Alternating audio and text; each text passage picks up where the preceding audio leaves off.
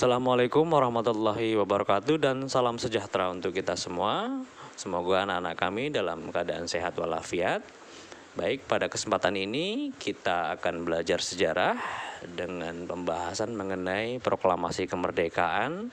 Adapun submaterinya yaitu tentang Nagasaki, Hiroshima, dan menyerahnya Jepang. Oke, baiklah. Sebelum kita lebih lanjut mempelajari materi kali ini, Bapak harapkan kalian sudah terbagi dalam beberapa kelompok, yang mana dalam satu kelompok terdiri dari 5 atau 6 orang, karena nanti setelah ini akan ada beberapa pertanyaan yang mesti kalian diskusikan dengan teman kalian. Dan kemudian kalian catat di buku catatan kalian, kemudian kalian mempresentasikan hasil kerjasama kalian dalam setiap masing-masing kelompok. Baiklah, mari kita perhatikan dan pahami materi kali ini. Mohon disimak baik-baik dan selamat menikmati.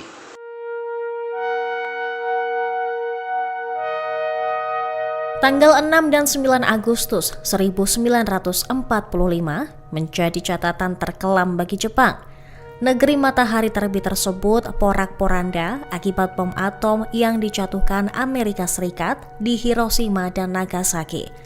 Bom atom tersebut menewaskan ratusan ribu orang dan puluhan ribu warga sipil luka-luka. Pengeboman tersebut adalah upaya balas dendam AS yang lebih dahulu diserang oleh Jepang pada 7 Desember 1941.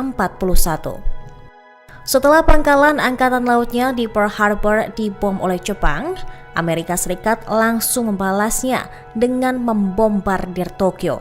Tokyo yang merupakan ibu kota Jepang cukup lumpuh akibat serangan tersebut. AS pun memutuskan perhatiannya pada proyek pengembangan bom atom atau proyek Manhattan.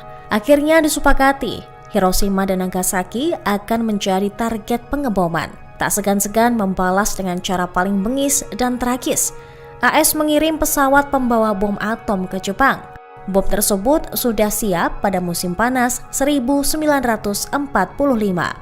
Sekutu menyerukan Jepang untuk menyerah pada akhir Juli 1945 dan mengancam akan meluluhlantakkan wilayahnya jika mereka tidak menyerah. Akan tetapi gertakan dan ancaman sekutu tak membuat Jepang menyerah begitu saja, karena Jepang tak kunjung mengibarkan bendera putih. Pada 6 Agustus 1945, satu bom uranium yang dijuluki Little Boy dijatuhkan di Hiroshima. Serangan berikutnya, bom plutonium berjuluk Fat Man jatuh di Nagasaki pada 9 Agustus. Ada alasan khusus mengapa sekutu memilih Hiroshima dan Nagasaki sebagai target ledakan bom. Sebab kedua kota tersebut merupakan wilayah Jepang yang terpenting. Hiroshima merupakan markas militer Jepang, sehingga dipilih AS untuk melemahkan lawannya tersebut. Selain itu, wilayah tersebut dikenal sebagai kota pelabuhan terbesar di Jepang. Oleh sebab itu, pada 6 Agustus 1945, pesawat B-29 Enola Gay AS menjatuhkan bom uranium sebesar 4,4 ton yang dinamai Little Boy tersebut di Hiroshima. Sementara itu, Nagasaki sebenarnya bukan target awal Amerika Serikat. Setelah pidato Presiden Truman pada 25 Juli 1945, diputuskan Kyoto dihapus dari target pengeboman Amerika Serikat dan diganti Nagasaki. Nagasaki saat itu menjadi pangkalan militer angkatan laut dan selam Jepang yang cukup kuat. Kota tersebut dibom menggunakan bom atom plutonium yang disebut Fat Man 3 hari setelah Hiroshima. Hiroshima dan Nagasaki dipilih sebagai target karena menjadi pusat militer dan industri. Kedua wilayah ini memasok sumber daya angkatan bersenjata Jepang, pembuatan senjata, dan teknologi militer lain.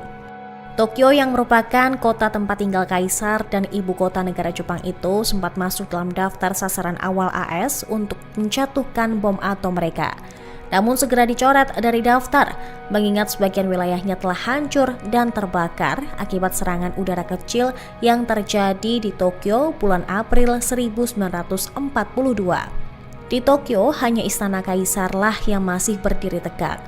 Dua operasi pengeboman yang menewaskan sedikitnya 129.000 jiwa ini merupakan penggunaan senjata nuklir masa perang untuk pertama kali dan satu-satunya dalam sejarah. Dalam kurun 2-4 bulan pertama setelah pengeboman terjadi, dampaknya menewaskan 90.000 hingga 146.000 orang di Hiroshima dan 39.000 hingga 80.000 orang di Nagasaki.